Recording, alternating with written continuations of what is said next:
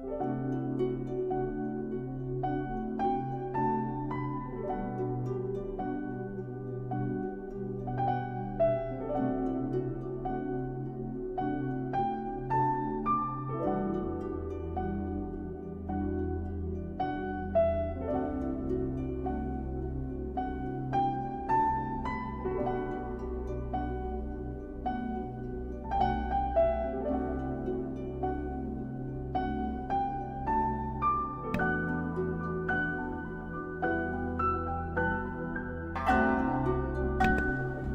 how's it going, everyone? Welcome to one of my wow, it's been a long time since I've done a live stream like this, but this is a live stream for Health Technologies Corporation, and I hope you all could join in today and watch and listen to the call with me as I give them a call and listen in to what Hamish Abazi and the team has to say about this company. So thank you very much for checking it out. It's a very different stream than my usual gaming one, but this one really matters a lot to me because this company is one of my biggest investments. So let me just get a call with them and then we can all listen together.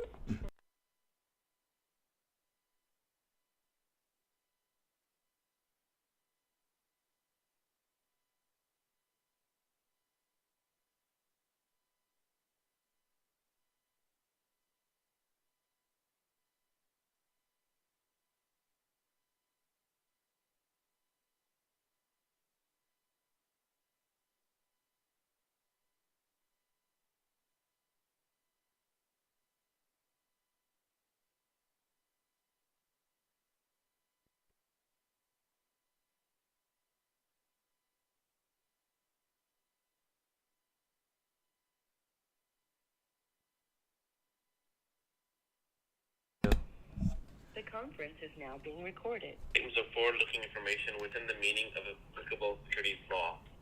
These statements are made under the safe harbor provisions of those laws.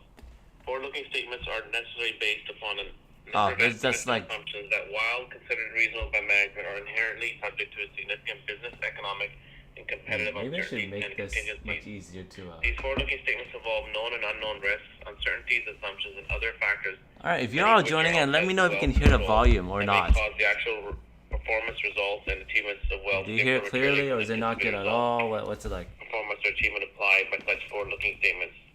These factors are further outlined in today's press release and in our management discussion and analysis.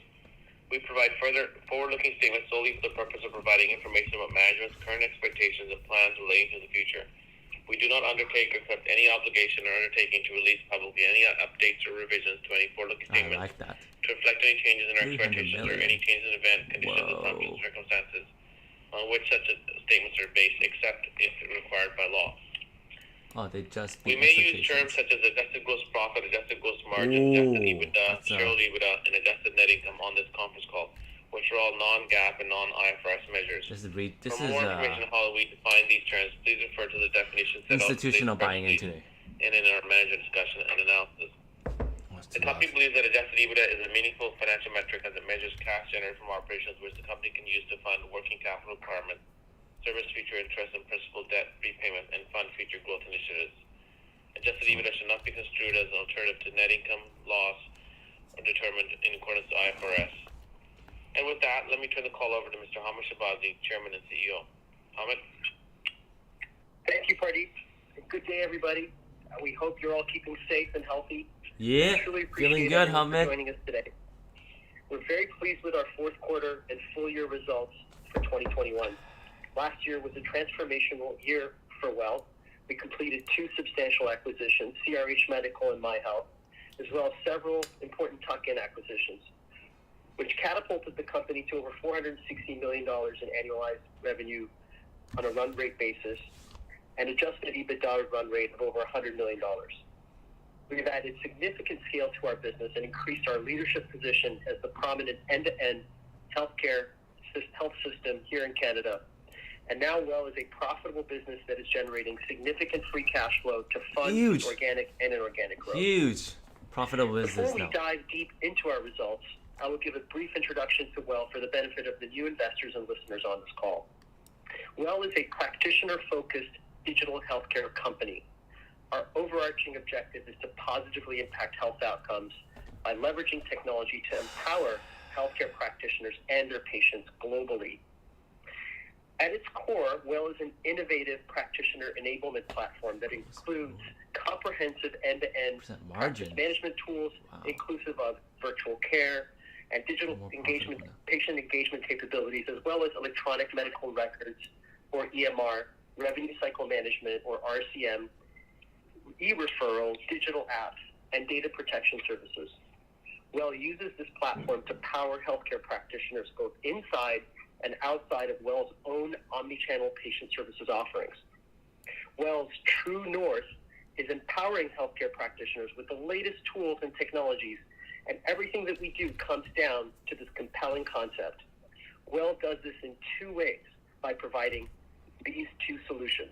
One, for practitioners who practice and provide care at one of Well's owned and operated facilities, we provide a fully managed solution that lets healthcare practitioners focus on providing care while Well handles everything else.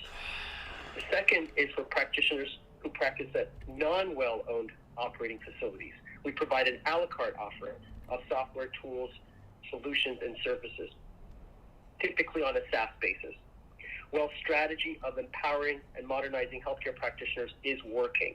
Practitioners that use Well's tools have consistently demonstrated that they have more time to focus on patients and less time to focus on the burdens of back office and administration. In Canada, Well's fully managed solution is supported by an extensive end-to-end healthcare system of outpatient clinics involving primary care, allied health, specialized care, and diagnostics, which we believe to be Canada's most consequential healthcare network spanning across provincial boundaries. I'm so sorry. As such, Well owns and operates Canada's largest network of outpatient medical clinics, serving primary and specialized healthcare services, and is a provider of a leading multinational, multidisciplinary telehealth offering. Layered on top of that, we are a top 3 telehealth I can't believe I got it. And the number 1 provider of digital apps and practitioner enablement tools in Canada. Comparatively, in the United States, our focus is to support practitioners in a few key specialty verticals, such as serving the GI market of gastroenterologists, providing women's health services, and a growing primary care business with a focus on telehealth delivery of longitudinal care with an emphasis on mental health. Operationally, Well has organized all of its businesses into 2 key lines of business. The first being omni-channel patient services and the second being virtual services. Omni-channel patient services includes all patient services businesses that have any material exposure to in-person operations. This includes our clinic network, MyHealth, and CRH. Think of this as our bricks and clicks division. Our second line of business is virtual services, which is comprised of businesses that are almost entirely digital in nature, inclusive of SaaS and services. Revenues from the company's practitioner enablement platform. So it's a very complete health company. Again, that have very little to no exposure. Rather on the physical side of business care. and also Think of this as our digital. clicks division. These 2 lines of businesses are both profitable and growing. Omnichannel patient services generates most of our revenue in EBITDA. However, it has a slower growth business. Omnichannel patient services accounted for 73% of our total revenue in Q4 2021. Conversely, virtual services line of business, which has very little exposure to bricks and mortar, is comprised of highly scalable digital businesses, which today generate less revenue in EBITDA, but are growing at a much faster rate. Our organic growth remained strong in Q4 at over 10% for the entire business. This strong organic growth was driven through our virtual services business with over 50% organic growth, which we believe is sustainable and will lead our overall organic growth story in 2022 and beyond. With that, I would now like to turn the call over to our CFO, Eva Fong, who will review the financials for the fourth quarter and full year 2021. I will then come back and provide further commentary on some of our business units and our future outlook. Eva. Thank you, Hamid. I'm pleased to report that we had very strong quarterly and annual results for the fourth quarter and year ended December 31st, Brandon, 2021. hey! Our 2021 annual Good morning, how's results it were as going? follows. Well-generated record Usually it's a revenue very of $302.3 different stream I've million been doing, during the but year ended December today 31st, 2021, compared to I'm doing something called like a conference call for a company I'm invested in. So it's kind of like they release their report cards, and then basically they're talking about their report card now, like their results. And so it's really important for investors to know exactly what's going on and all. So you can take a look. It's a health company in Canada. It's called Well Health Technologies. And then they're moving more to the U.S. operations now as well. In And 2021, I think that's their main focus for now. And then maybe later on they could focus on international. But main market is Canada and U.S. And so far performance has been tremendous. So this was mainly a result of the increase in very, very, and higher adjusted gross margin percentage. very happy for now. Adjusted gross margin percentage increased to 51% in 2021 compared to 42% in 2020, which is mainly due to the addition of higher margin CRH, MyHealth, and virtual services revenue over the past year. Adjusted EBITDA for the year ended December 31st, 2021 was $60.4 million compared to adjusted EBITDA. Basically, they're reading off from a $2 script right million for the year now. ended So December how's your 31st, morning going, 2020. Brandon? What did you do? Adjusted net income was $16 million or 8 cents per share for the year ended December 31st, 2021 compared to adjusted net loss of $1.3 million Maybe or I a should loss make of an 1 cent Instagram per share post. in the prior year. You may notice that we started including a new metric on our financial public release, and that is adjusted net income. We decided to do this in order to provide another tool by which to measure WELL and our performance. The general definition of adjusted net income for WELL is net income after exclusion of stock-based comp, amortization of acquired intangibles, time-based earnout, changes in fair value of investments, and revenue precluded from recognition under IFRS 15. Our fourth quarter results were as follows. WELL achieved record quarterly revenue of $115.7 million during Q4 2021 compared to revenue of $17.2 million generated during Q4 2020, an increase of 573%, driven primarily by the acquisitions of CRH and MyHealth. WELL's virtual services revenues increased to $31.3 million in Q4 2021, representing a 354% year-over-year growth as compared to $6.9 million. Working for a comic. Working on a comic right now. Been brainstorming all morning. But okay, so what does the client want this time for this comic?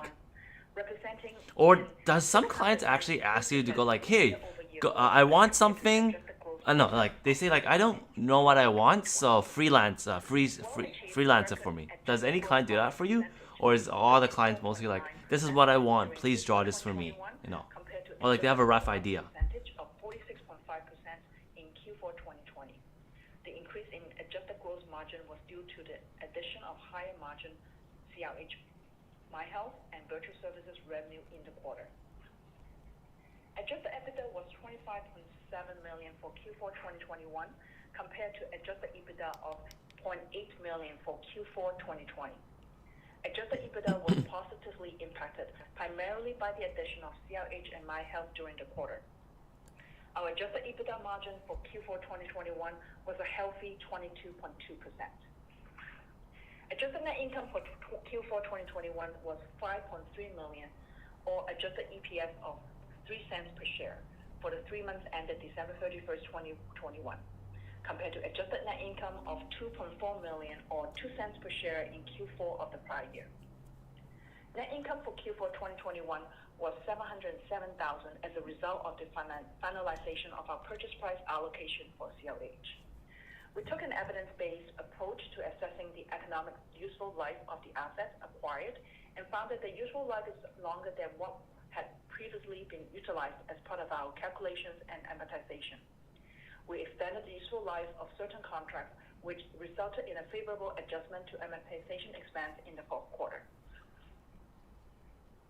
WELL ended Q4 and fiscal 2021 with a very strong balance sheet. As of December 31st, 2021, WELL had cash and cash equivalents of $62 million. As of December 31st, 2021, the total drawn amount under both the CRH and MyHealth credit facilities is approximately $279 million in Canadian dollars. As of today, WELL continues to have room available on undrawn credit facilities in addition to over $200 million in unactivated accordion features to its credit lines, which could be available, provided covenants are able to be met. I'm also pleased to report that the company is compliant with all covenants related to its credit facilities. Our headcount has increased substantially over the past year with the acquisitions of CRH and MyHealth. As of December 31st, 2021, our total headcount across the organization, which includes all non-clinical employees, consultants, and healthcare providers, was 2,819. This figure is comprised of over 1,500 of non. Usually have a rough idea. The comic will be released based on the client's son. Of healthcare providers. Oh, okay, I see. So you're doing it for the client's son. So what does he want this time? As of March 30th, 2022, And it feels like the brainstorming part is actually the hardest part. Because you have to think about the idea, and then I think the drawing part might be the easier one. Because you already know what to draw about. Because of financings and acquisitions. We substantially increased the company's revenue and EBITDA on a per share basis, indicating that the company's capital allocation and organic growth program is delivering real value to shareholders. For instance, WELL's revenue per share went from 37.5 cents per share in Q4 2020 to $1.58 per share in Q4 2021 on an undiluted basis. Meanwhile, adjusted EBITDA per share increased from 0 cents per share in Q4 2020 to 13 cents per share in Q4 2021. This reflects an over 2,000% increase in this all-important metric. Our M&A program continues to successfully execute and follows the disciplined capital allocation strategy. During the fourth quarter, we completed the following transactions. On October 1st, the company completed its acquisition of WIPS, a leading national provider of healthcare and e-pharmacy solutions specializing in women's health. We acquired a majority stake position of approximately 53% in WIPS for a total transaction value of approximately $41.3 million. On November 1, the company completed the acquisition of AwareMD, an enterprise-class EMR provider with a focus on cardiology in addition to other disease specialties. On the same day, WELL acquired Uptown Health Center, which is comprised of 2 medical clinics and 1 allied health. So many transactions and all. Obviously, there's little ones to really big ones, and all of them have been great so far. Obviously, some is better than the others, like CRH Medical in a way, has really changed the revenue. Some is like more minor improvements. Over 8,000 physicians and approximately his son is facing or overcoming his fears. Oh, is it mental? I mean, obviously, I don't think you can talk too much because it's privacy for a client, right? So maybe I'll ask a little bit. Maybe it's more about his mental fears in life, right? Maybe fear of failure or something. Fear of, it could be fear of like things in life, like snakes. And Utah-based group. Anxiety in a way. These 2 acquisitions are expected self-doubt, to generate right? approximately $3.5 million in annual. Can somewhat imagine the picture. In addition, CRH completed 1 majority stake acquisition. It could be like a monster that's like a ghost. It's like anxiety, and then he's he has a sword and he tries to slay it. You know what I mean? He tries to defeat it. Subsequent to the end of quarter, on March 7, 2022. The company entered into an asset contribution and exchange agreement to acquire 100% interest in Greater Connecticut Anesthesia Associates, a gastro and enterology anesthesia service provider in Connecticut that is expected to generate more than $3 million in shareholder EBITDA. This is my financial update, and I turn the call back over to Hamid. His outlook, most important. Thank you, Eva. What's going on, Hamid? I will now review our overall patient visits for the quarter. I'm pleased to report that WELL achieved a total of 972,740 patient interactions in Q4 2021, representing an annual run rate of 3.89 million patient interactions. Total omnichannel patient visits in Q4 2021 were 700,359, representing a year-over-year increase of 123% from 314,009 in Q4 2020. On a quarter-over-quarter basis, total omnichannel patient visits increased 20% compared to 582,958. Brandon, you like how I do different highlights? I always like doing this for reading. It makes it so much easier to read and remember, like especially different colors. 45% of the total visits, while telehealth patient visits. I don't know if you're like doing that when you were studying as a student, but this is a pretty effective way for me.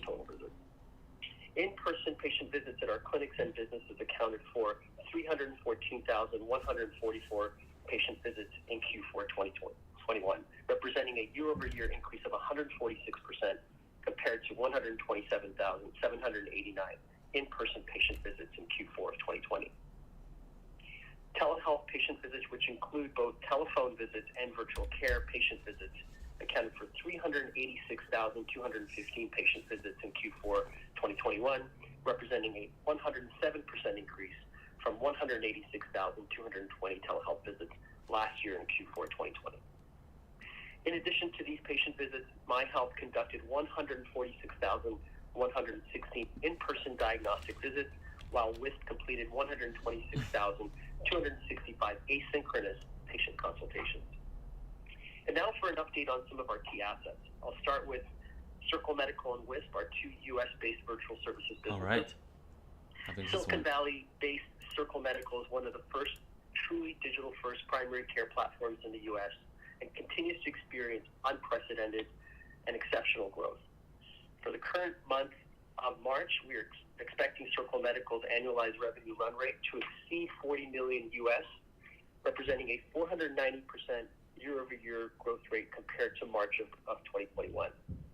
Comparatively, when we announced the deal in September of 2020, Circle was at just $5 million U.S. in annualized revenue. Healthcare is growing really big. We've seen some pretty phenomenal growth in Circle Medical since our majority ownership in the company. Circle Medical's full-stack primary care business continued to grow as it focuses its aggressive customer acquisition plan coupled with deepening engagement between patients and their primary care provider. Circle Medical has seen its number of healthcare providers increase 260% over a year, with approximately 134 providers currently active on the platform. Management is executing. WISP, an online telehealth platform that focuses on women's sexual health and reproductive health, has experienced considerable growth as well since Well announced the completion of its acquisition in October 2021. In August 2021, when we first announced the WISP transaction, its annualized revenue run rate was just $30 million. For the current month of March, we are expecting WISP's annualized revenue run rate to also exceed $40 million U.S. WISP is looking to maintain its rapid growth trajectory in 2022, in part fueled by the expansion of its services as it adds new products and services onto its platform. Management is also executing on its plan. The combined annualized revenue run rate of Circle Medical and WISP is now better than $80 million U.S. based on where we are seeing March volumes. We're expecting the combined revenue run rate to exceed $100 million U.S. later this year. Keep in mind that we have recently provided visibility on the combined total exceeding $70 million U.S. based on our January results in our business update just a few weeks ago. So adding another $10 million in annualized revenue run rate in the last couple of months is truly reflective of how quickly these assets They're truly involved in so many different results, we believe that aspects of health are not business. being properly valued and priced into the Well story currently. We believe Circle and WISP will continue to grow quickly well into 2022 and be important assets in the U.S. digital healthcare marketplace. While Well does have a call option to acquire the balance of both Circle Medical shares and WISP shares, we also have the opportunity to partner with management and seek strategic alternatives for both firms, separately or perhaps on a combined basis. Strategic alternatives could include launching an IPO or bringing in a growth investor into the equity of these assets on a standalone or combined basis. We have already consulted with a number of Tier 1 investment banks in the United States, and there's a near universal view that WELL has a significantly valuable business here, especially given the organic growth and capital efficiency of these businesses. This is so old. They are finding key niches and specialty areas in the U.S. healthcare market where they can leverage their digital platforms to serve patients and acquire market share rapidly. And now for the virtual services updates. During Q4, we completed the acquisition of Convision MD, whose Ocean platform includes a full suite of This is March 2021. Where's the including online appointment booking, year end? secure messaging, appointment reminders, and digital forms, as well as in-clinic check-in kiosks and tablets. And late. Ocean's interoperability is highly strategic for government initiatives, as evidenced by their platform powering e-referrals for the province of Ontario's e-services program. Ocean's platform supports over 8,000 physicians, and approximately 35,000 referrals and consults are sent electronically through the platform every month. WELL is already benefiting from the suite of Ocean products across its substantial clinical and specialty businesses. Furthermore, Ocean and WELL are in the process of building integrations into other EMR assets, including IntraHealth and AwareMD Cerebrum, creating a sizable, addressable market of new physicians for Ocean's suite of services. In February, WELL's wholly owned subsidiary AdvoCare met all provincial requirements as part of the validation process to be a verified vendor for virtual care in Ontario. This years-long process required AdvoCare to demonstrate that its solution met Ontario health standards with respect to privacy, security, technology, and functionality. As a result, AdvoCare is listed on Ontario Health site as one of a few fully validated vendors for virtual care in Ontario. This means clinicians and large healthcare organizations in Ontario can confidently use AdvoCare's virtual care software to conduct effective virtual appointments by video and secure messaging in compliance with provincial standards. Operationally, given the strength of the provider tools we have in the company, we are in the process of forming a new provider-focused business unit, which combines the divisions of the WELL EMR Group, Doctor Care, our billing unit, and digital apps businesses. This new consolidated group would focus on bringing together the company's tools and effectively bundling them to help simplify and support healthcare practitioners' lives. The group would include companies and brands such as Cognizant MD, AwareMD, IntraHealth, Oscar Pro, Doctor Care, Doctor Services Group, and others, and will cover tools and technologies including but not limited to practice management, productivity applications, back office billing and revenue cycle management, and more. Keep in mind that more than 1 in every 5 doctors in Canada are currently being served by WELL's provider tools and services team. We believe the opportunity to provide integrated offerings will allow WELL to leverage its unique platform features and grow its market share. Please keep in mind that WELL only provides its a la carte software solutions in Canada. In the U.S., all of the company's tech is used for in-house purposes to support our patient services businesses. And now for a quick update on CRH. CRH's core business is performing as expected with strong caseloads and stable per unit economics. In Q4 2021, CRH achieved revenue of approximately $47.1 million Canadian. Okay. CRH completed over 120,000 anesthesia cases in the fourth quarter and sold over 2,237 O'Regan units, also in the fourth quarter. $40-something million for the CRH acquisition CRH. is continuing to generate value for WELL. We are making progress in terms of unlocking new revenue streams in CRH's valuable. Let's see how much percentage growth it goes through this year, as that's a big part of their revenue. To demonstrate network effects Almost half from this acquisition. In the past quarter, for example, WELL has opened a new hemorrhoid treatment center in Toronto and completed the acquisition of another hemorrhoid treatment center in Surrey, BC. Both clinics are majority owned by WELL as 51% partnerships. And in January 2022, we opened the first new hemorrhoid banding clinic in the United States, located in Chicago. These banding clinics are the first of many planned by CRH and its parent WELL to drive patient access to CRH's industry-leading O'Regan patented and outcome-leading device. CRH and WELL plan to open at least 7 more hemorrhoid banding clinics in the U.S. this year, and several additional de novo hemorrhoid treatment clinics in BC and Ontario as well. The total hemorrhoid spending market in the U.S. is several $billions and growing. As you may recall, CRH owns the O'Regan MedTech device, a patented FDA-approved device for banding hemorrhoids. However, historically, CRH had never provided patient services with its own intellectual property. It had always sold its IP to clinicians who had generated hundreds of millions of dollars with the technology. CRH's prior business plans did not consider patient services due to a lack of experience in providing clinical patient services. Well, on the other hand, WELL has extensive experience in providing clinical services as Canada's largest owner-operator of outpatient clinics.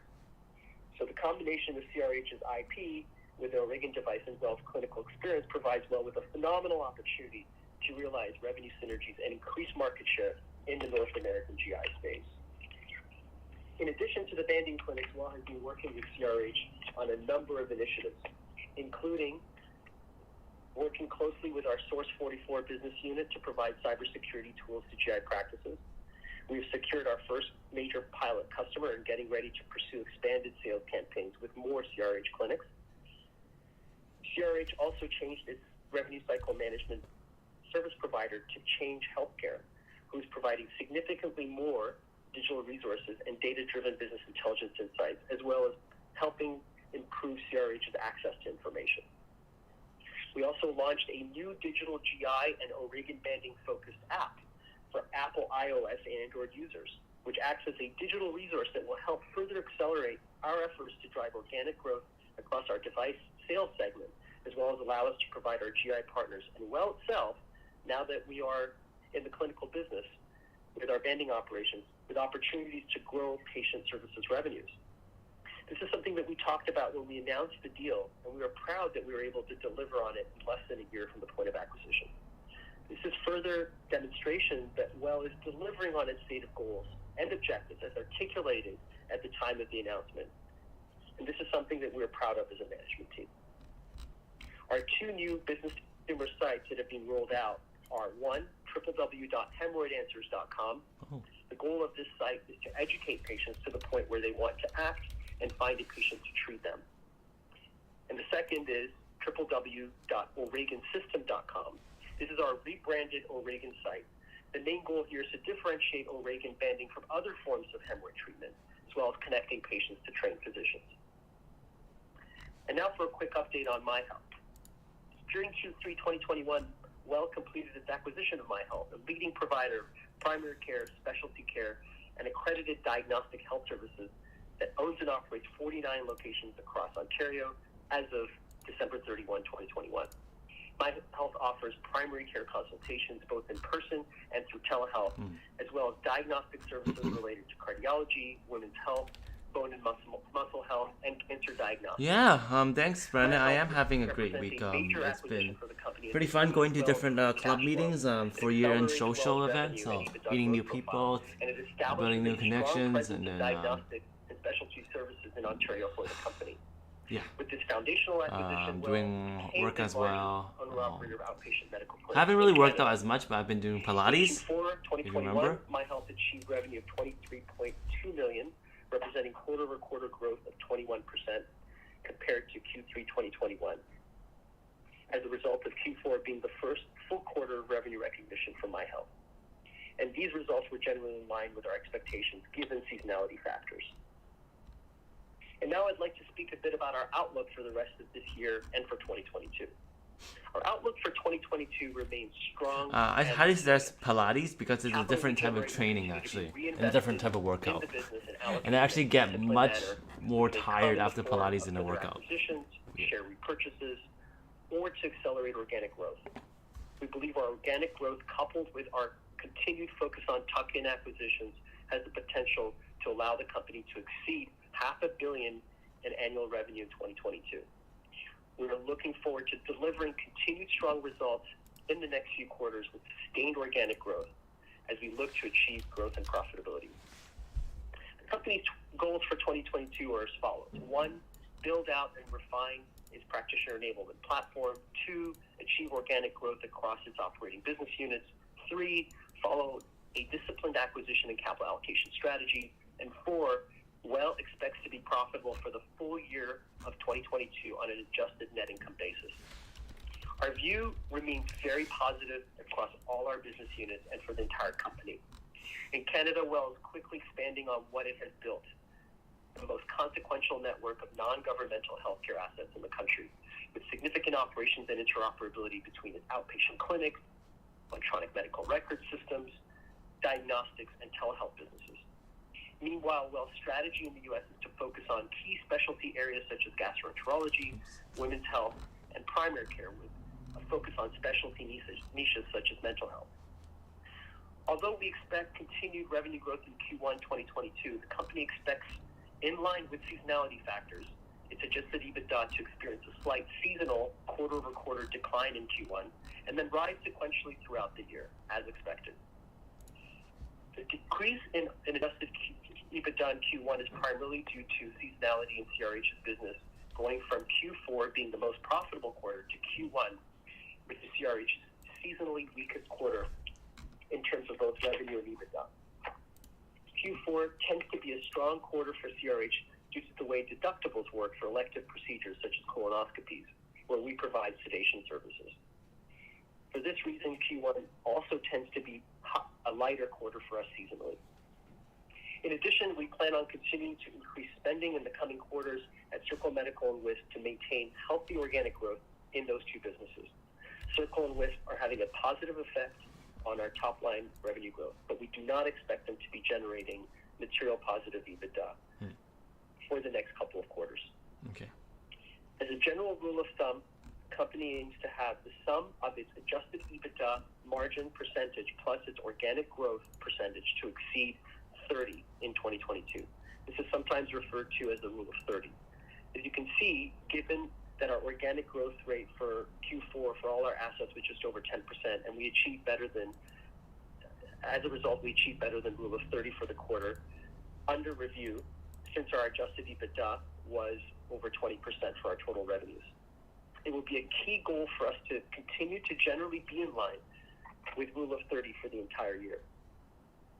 We have discussed a number of key areas of the business on today's call, but it's important to note that in everything that we do at WELL, there's one common, big, prevailing idea, and that is that we provide healthcare practitioners with tools and technologies to help them be more successful. Mm-hmm. And again, we do this in two ways. By offering our tools, services, and technologies on an a la carte basis, often through SaaS offerings in Canada so that practitioners can use these tools in their own patient services businesses. But increasingly, what reflects the bulk of our revenue is by offering healthcare practitioners with a fully managed environment where they can show up, focus on the care they're providing, and lean on WELL to do everything else. Mm-hmm. We are finding that healthcare practitioners increasingly do not want to run their own patient services business and want to join a competent health system or clinic group like ours. Interesting. Focus on the care for their patients and not the administrative and business concerns, and benefit from all the technology and modernization that WELL's platform provides for. Very important what you just said. We take our responsibilities in supporting healthcare practitioners seriously and are always honing our skills and improving and modernizing our operations to provide the best support possible so that care providers can provide the care that results in the best health outcomes possible. Despite the current geopolitical, inflationary, and turbulent economic environment, the company does not see any material influences or challenges that would impair its ability to deliver on a strong outlook in 2022. Many of the key variables inherent in the execution of WELL's business are firmly in its own grasp and not dependent on outside factors. The company is well positioned to deliver strong results, which include above average organic growth rates across the organization. WELL is a well-diversified, fast-growing digital health and tech-enabled healthcare company delivering on a strong ESG program and building societal value. Finally, I would like to recognize and acknowledge the challenging times that Ukraine is facing. And in response, I'd like to announce that we have exceeded our goal of donating $100,000 towards relief efforts to support Ukraine, including donations from WELL Corporate and the employees at WELL. The donations will be made to UNICEF Canada and will contribute towards supporting Ukrainian children who have been harmed or may be in danger. I'm extremely proud of our team's efforts and commitment to helping in this humanitarian emergency, and would once again like to state that WELL stands with Ukraine and our hearts are with all those impacted by this tragic war. In closing, I want to thank you all for joining us on this call and thank our shareholders and investors for their continued support. Capital markets have been very supportive of our vision and have provided us with the funding and patience needed to pursue our goals. I would also like to thank WELL's senior management team and all of our employees and contractors for their tremendous effort and execution. In particular, I'd like to thank our team of healthcare practitioners and other frontline workers who continue to keep all our clinics open and provide unbelievable patient care. They remind us every day why we are here, and we are here to support them. That is our mission. Thank you. And with that, we will now be open to answer questions. Operator, can you please convey the question? Thank you, sir. Ladies and gentlemen, if you would like to ask a question, please slowly press star followed by 1 on your touch-tone phone. You will then hear a 3-tone prompt acknowledging your request.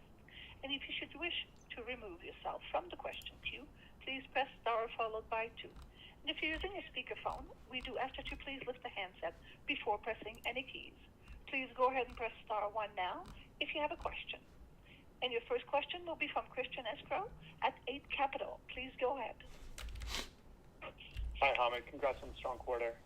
I wanted to ask a first question, sorry, where you left off on the rule of 30 there, achieving that mix of organic growth and adjusted EBITDA, and this will help to guide the financial profile. Do you see 2022 landing as more of a 15-15 year with investment in the U.S. business, or do you see it being somewhere in between that and the 10-20 we saw this year? Like, what are your early thoughts heading into the year? Expansion to U.S. Thanks for the question, Christian. Yeah, I think it's a good bet to think that our organic growth percentage will continue to be robust, and given that Circle and Wisp don't contribute as much, adjusted EBITDA, then yeah, that will likely cut a little bit into the operating margins, and so. I think it's in terms of whether or not it gets to 15-15.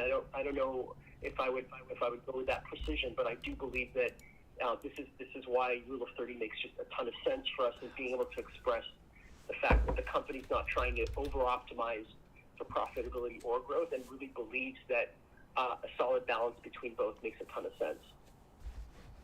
Got it. Now, Wisp and Circle Medical seem like two very strong growth engines in the business. You mentioned some new products and services there. Do you want to touch on some of the areas of investment that you're thinking about in the U.S., whether that's customer acquisition or marketing or otherwise? Budgeting technique. Sure. I mean, I think what's really remarkable about these assets is just how efficiently they're acquiring customers and able to do so without significant losses or any losses for that matter. Interesting. There's something new. Both businesses are currently trending at break even. We are forecasting a small loss for both businesses right now, but as we had in the past, and they continue to surprise us with break-even performance because we are making significant investments. I think they both have different strengths, and this is why the idea of combining them is compelling. One is obviously got the asynchronous platform that allows physicians to scale and they drive significant high margin product sales that support women's health. And the other has a significant number of physicians providing synchronous consultations and have been able to really scale their customer acquisition and their physician recruitment, which is extremely difficult to do in a place where most companies have fallen down. And so, I think that's why we believe that these are sort of mispriced as part of the WELL story, and part of management's goal here, and we want to be held accountable to that, is to demonstrate that we can get value for these assets, and so we're spending a lot of time, energy, and thought on how we achieve that. Telemedicine is the future. Great. I'll ask just one more question before passing the line. I'll dig a little further into Circle Medical. From the $5 million you mentioned a year and a half back or less to 40 now, that's been a big growth engine. Is there a simple way you define the success there? Is that more practitioners coming online, patients joining at above market sort of pace? Or is there anything else that's really helped to push the Circle growth this past stretch?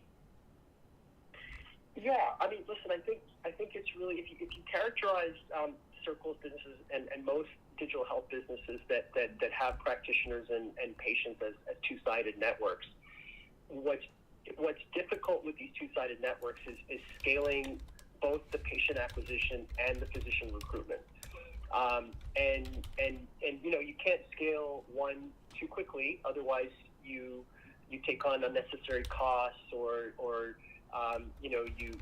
you could even fall down in terms of being able to provide an acceptable level of service. And there's a third dimension there too, with all the support services required to support all those practitioners. So I mean, for example, Circle's Montreal office, which is a pretty substantial office now, full, and it's chock full of people providing virtual MOA services to all those practitioners. So I think management's just done a great job in acquiring the talent and delivering on those scaling vectors and behaviors. And this is why when something works, you continue to refine and drive that growth, and I think that's really what we're seeing there.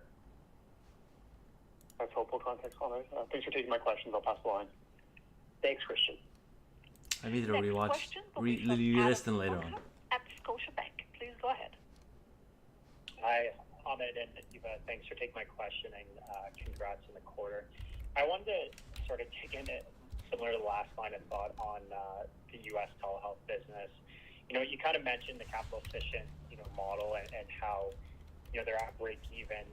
From a unit economic perspective, can you kind of shed some light on, I guess that infers that, every dollar gained of revenue is greater than the dollar spent on that customer acquisition. Can you kind of walk us through how that's been trending and, any color there would certainly be helpful. Yeah, for sure. Listen, I'll just reframe your question as a characterization of CAC and LTV, right? Customer acquisition costs and lifetime value. And I will say that Circle particularly is trending incredibly well on their CAC and LTV metrics. And this is something that really gives us great confidence in making the kinds of statements that we talk about here. And again, that I think is really key. We won't go into specifics on what we're seeing as CAC, for obvious reasons, competitive reasons and whatnot. But I think that's being one of the real drivers of that story.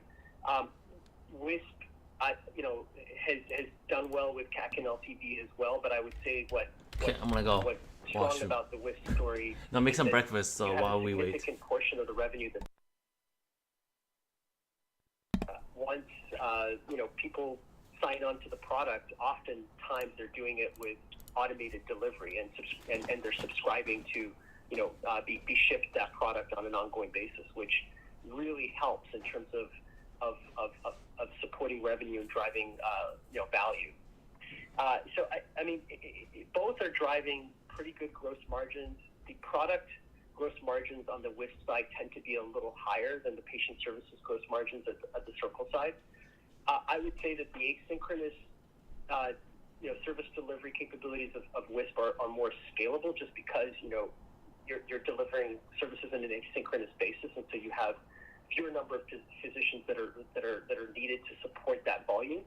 But I would also say that the long-term LTV associated with a synchronous model like Circle's will be more compelling.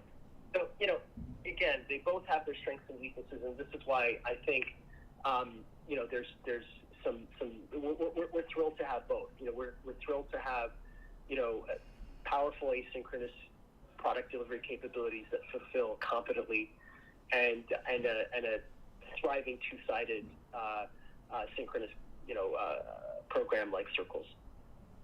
No, that's really good color. Thanks for that. Maybe shifting gears to the other parts of the virtual services segment. Obviously we talked in depth about Circle and WISP, but in Canada you talked about the patient enablement or the physician enablement platform and the services that you're going to offer physicians in that area and clinicians, right? from an organic basis, are you kind of able to shed some color on, sort of EMR, cybersecurity, and how those businesses have been trending, and what you're sort of seeing in the Canadian market on that front? Yeah, happy to. So on the EMR basis, we're seeing, very robust and sticky revenue, but slower growth. So we're in single-digit growth there, and that makes a lot of sense because obviously the market has become quite saturated, and we continue to see good, solid, performance there, and just the switching costs for EMR are so high, which are a wonderful thing, but they can be a double-edged sword because it's harder to take market share from others as well. And the percentage of paper now in the country is very, very low. So that kind of characterizes EMR. Cybersecurity, we're seeing good, strong double-digit growth. Cycura has been very solid in its ability to execute on acquiring customers and providing vulnerability assessment and other services. And they're growing their product portfolio. And Script 44 has a plurality of other services from software to provisioning of hardware, and they've been great with their enterprise customers and whatnot.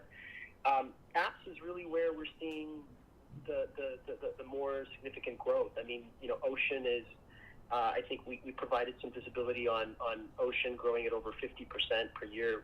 We're quite confident that they'll continue to do that and perhaps even grow faster. I mean, this is a real pearl, I think, in our practitioner enablement platform, and I think it looks to be the e-referral winner for the country. I mean, we are very confident that we're going to win other provinces, that more and more practitioners will need to use Ocean, and that would be a fantastic wedge for other products and services that we bring. So I think it's a hugely consequential acquisition that we made, and I think you're going to be hearing a lot more about Ocean with time. Great. Thanks for the color again, and congrats on the quarter. Thank you. Next question will be from Chi Lee at Desjardins. Please go ahead. Morning, Hamid and team. Congrats on the quarter. It's me speaking in for David. So my first question is, in terms of the capital allocation, you mentioned the three buckets, so acquisition, share buyback, and organic growth. Can you give us more color on the split between these three buckets as you head into 2022? Sure. I mean, we're really stepped down our M&A activity, and we are very happy with that. We made a lot of acquisitions, and we are really focused on. I always have the same breakfast every day. As well is that, and that's actually oatmeal. Oatmeal with yogurt, and then my fruits and fruits like a banana or apple. Thoughtfully to our own business in areas where we think we can upgrade clinical opportunities. I don't like eating like existing programs. meats and all that in the morning. Diverse and I think very active capital allocation program, but now it's How about you? Spread out. I would say. How about you, Brandon? Across external tuck-ins and internal programs, and I would say that again, less activity, but you're going to see us buy or enter into a control ownership structure with the odd clinic here and there. I think probably our core plan here for the next couple of years sees us doing at least one clinic a quarter, in each of one of our yogurt has lots of probiotics with stomach digestion and all. It may not happen every quarter. Really good. But that's generally how we're thinking about it, which again is a major step down. But we're okay with that because first of all, we see multiples trending down. We think that these deals will become more accretive, and we feel very strongly that while it would be nice to have more capital on the balance sheet, we can execute and grow with the capital that we have and that we generate. Okay, thank you for that. And just switching gear a bit to the new provider-focused consolidated business group that you mentioned on the call that has EMR, Doctor Care, and so on. So is this going to be a new segment in your financial disclosure, or just a new way that you bundle your product? And perhaps if you can give us more color on how you're thinking about bundling this product, what kind of cross-selling or promotion benefits that the physician is going to have when purchasing these bundles. Yeah, thanks for asking about that, G. I'm really excited about this. These divisions solutions and services already are in our virtual services group, and we provide a clear delineation between virtual services and omni-channel. So it's unlikely that there will be, further disclosure specifically in this area. But cereal banana. From a business perspective, it's really quite and then French toast on Saturdays. Wow. And what are you feeling? Given the fact that What type of cereal do you eat? Like the sugary ones or like the non-sugary and ones? we do believe that, I'm guessing the non-sugary ones, like with the granolas and all that. And will benefit from these integrated offerings in such a way where they don't have to, deal with different entities and source and manage various different vendor relationships. We also believe that this will allow us to increase the connective tissue between these products, and we think that it'll improve our overall retention rates, and it'll help us acquire new customers and really better penetrate these accounts. So it's something that we are working on, very purposefully and purposefully, I should say, and I think we'll provide key updates throughout the year. And we're going to be thinking through providing some feedback on attachment rates and bundling KPIs with time. And do you think that this initiative will help the practitioners to also say if they are already at one of your products, they will more understand your other offering and know that like these by different brands, they are all under the Well Health umbrella, and they will be more integrated that way? I do, yes, and I think that's really the key idea here. Think about this. Our doctor care team, which has a phenomenal sales force, they scratch and claw and fight to get in front of a doctor to talk about revenue cycle management to help alleviate that burdensome administrative task for them. Doctors are famously bad at billing and the business attributes of a business, and doctor care really is a great painkiller there.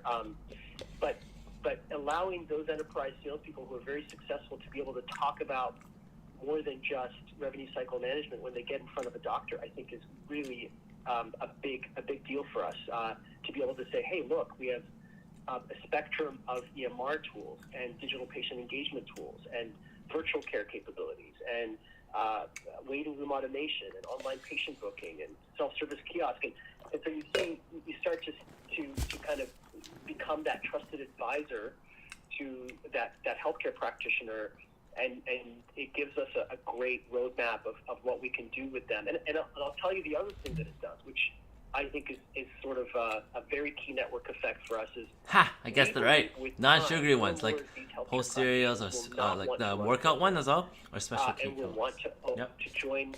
The thing is, I know you also do ab workout. Do you do it in the morning as well, on an empty stomach? Because I heard that's more effective. A lot of efficiency in terms of how they enter because of fat loss system. And on an empty stomach, and after we eat breakfast. With our practitioner enablement platform, we would capture anywhere from 1% to 4% of a doctor's economic output when we offer these tools on a SaaS basis. But when they join our health system, we acquire anywhere from 20 to 50% of their economic output when they come on board with us. So much more material. And so you can almost look at the platform services and the SaaS offerings as a bit of a gateway to greater and bigger and better things for these practitioners as they get more and more acclimated to the Well infrastructure and ecosystem. Hope that's helpful for you. Yeah, that's a very good color. Thanks, Hamed. My last question is related to the labor and inflation. So how would you characterize the labor environment over the past couple of months, especially on the tech side? I know that you mentioned some inflation before, which almost all tech companies are facing. It is tough. I'll say what I'm sure you're hearing everyone else talk about and say. It is definitely tough, and this is why I'm especially proud of the results that we're posting here today and continue to experience. Our teams are retaining, they're fighting, and I think a big part of that is just being the type of company that people like to work at and are proud of. So listen, it's a complex environment. It's hard. I mean, for example, we know we have significant open positions available in our My Health group We have lots of. We'd love to find more skilled labor to run more diagnostics. We know we can grow revenues, and we know that demand is not being the rate limiting factor. It has been the successful recruitment of these professionals, and so we're ramping up and we're trying to do more there. But yeah, it's tough. It's tough for developers. It's tough for finance people. There's poaching activity out there, and so I think it's probably one of the most important factors in a management team really being successful these days. As of late, I think we've seen things calm down a little bit. I think the fervor that we saw late last year has sort of calmed down, but continues to be a very key area of focus for us. Thank you for that, Patrick. Thank you. Your next question will be from Rob Goff at Echelon. Please go ahead. Thank you very much for taking my question. Your last question may in part answer my first question here, and that would be turning once again to Circle and Wisp. Would you say that there is a gating factor on the growth that you were seeing there, be that on customer acquisition or be that on actual access to healthcare providers? Yeah, Rob, good question. I'd say it's a bit different for Circle and Wisp. I think Wisp is much more scalable on the front end, because of just the way that the asynchronous model works compared to the synchronous model. So I think customer acquisition can be a lot more free flowing and ambitious at Wisp because fulfillment is easier.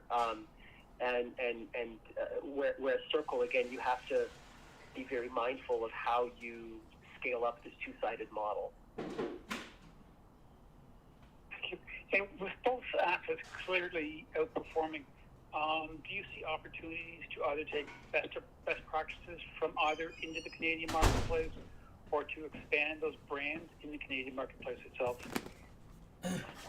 Yes, I mean that's a great point. We are trying to do that. We think that there's some exemplary execution and ideas coming from these businesses, and workouts in the evenings around 5 now. Oh, not anymore in the mornings. Okay. I make sure I have a banana before working out. That's a good source of energy. And also banana afterwards is pretty good too. On a growth plan, and we want to make sure that Canada is not a distraction, especially given the fact that it's not as big of a market. The U.S. is a very big, deep, and lucrative market. U.S. market is so much bigger. See opportunities, but they also have their own flaws. And I think with both Wisp and Circle, I think what you're going to see is them. They have their own flaws of their healthcare system where they're private and they're public. Shoot, I read an article before. Niche specialty areas and being thoughtful about which areas are smart to go in and which ones aren't, and test marketing some. I can also tell you on the Wisp side of things, we're particularly excited about the idea of instant gratification, of developing partnerships that allow us to execute on delivering a product very, very quickly. Like if you need something today, we can get it to you today or tomorrow, as opposed to fulfilling over a several-day period. Given the products and services that we provide in our women's reproductive and sexual health platform, there, instant grat could be really a big deal for us. So yeah, those are areas of focus, and I'd say that just even in how we acquire customers, we're learning about some of those better tactics that I think that the U.S. folks are executing on, and that is filtering up to Canada as we execute on our own virtual care program with Tia Health, which is doing very well. It continues to see nice organic growth year over year. Very good. Thank you. Thank you. And last question will be from Nick Agostino of Laurentian Bank. Please go ahead. Yes, good day. So I guess two quick questions for me.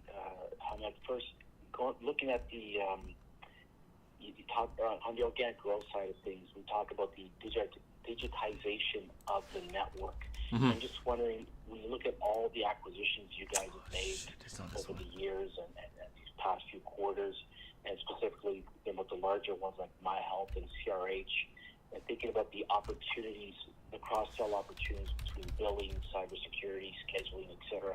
Have you guys put out or given thought to the size of that cross-sell dollar opportunity, and if so, maybe how far penetrated are you in capturing the organic dollar opportunity? Finally found this article. You guys, as you digitize all your acquisitions. Yeah, great question. I think in many respects, one of the key questions that we think about a lot as a management team. We don't have enough space. We don't have enough space for everything. And we don't have enough resources for the nursing in a way. Really so there's a big demand for it. Top of the first inning when it comes to network effects. I mean, we have been, as I've talked about before in previous conference calls, very intentional about this, and I think we've achieved a lot already in terms of ensuring that products and services can communicate with one another and performing integrations. But it takes time to execute on this, and I think there'll be different phases where different network effects will be activated, and I'll give you a great example of what I mean by phases. Right now, I believe the quickest meaningful revenue from a synergy perspective comes from CRH in the form of the clinical business. Okay. I mean, that's going to be just in 2022 in the U.S. A seven-figure revenue opportunity with hemorrhoid banding, and that is not capital allocation from a we're not buying anything there. We're just executing on our device. We have major structural advantages in how profitable we can be and how we can offer those services, especially given the strengths that we have across digital marketing. So that's an immediate and significant synergy for the company. And otherwise, I think what you'll see, for example, with MyHealth, is as we populate more and more primary care capabilities around Ontario, there'll be greater network effects in terms of unlocking the value of those patients. As you may know, most of our primary care population in terms of patients served in clinics is in BC, and so we also have a great opportunity to activate a diagnostic business there. That kind of thing isn't something that you sort of spring up over weeks and months, but over years it becomes enormously compelling. And I do think over time just the and I think I've mentioned this in the past. I see just the hemorrhoid banding business being a $50 to $100 million business over time. Wow. And I see whether it be diagnostics or primary care. I mean, I think over time these can be also $50 to $100 million businesses for us. Okay, appreciate that color. And then just my second question, with regards to your capital allocation, you mentioned earlier stepping down on the M&A activity. I think in more recent calls, I think you had an LOI pipeline of around 15 companies. We've seen you guys transact on so many, 15 companies transact. I'm just wondering, is the pipeline activity that you had even a couple of months ago still active, or have things changed given what's happening in the public markets with multiples? Maybe your observations where multiples aren't compressing as fast in the private side of things, and that's driving some of your decision making to step back on the M&A side. So just wondering if the pipeline opportunities are still as active, and if valuations, where you guys are seeing private company valuations at the moment relative to public. Yeah, I would say the pipeline is still very active. We still have a very active and engaged program. Our corp dev team continues to meet a lot of different operators. I'd say we just have less urgency.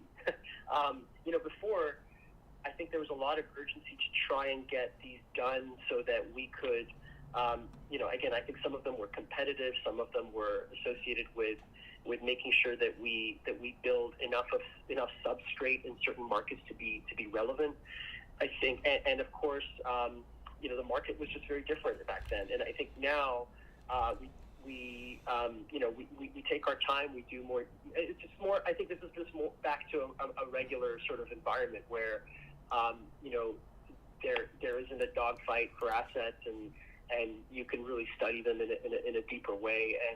And we're also just focused on smaller deals right now because we think that's most accretive. And you've probably heard me before. Small is beautiful. Not to say we don't look at big deals at all. We continue to look at the odd big deal, the odd big strategic deal, and we will continue to evaluate those opportunities. I just think we're a lot more choosy now.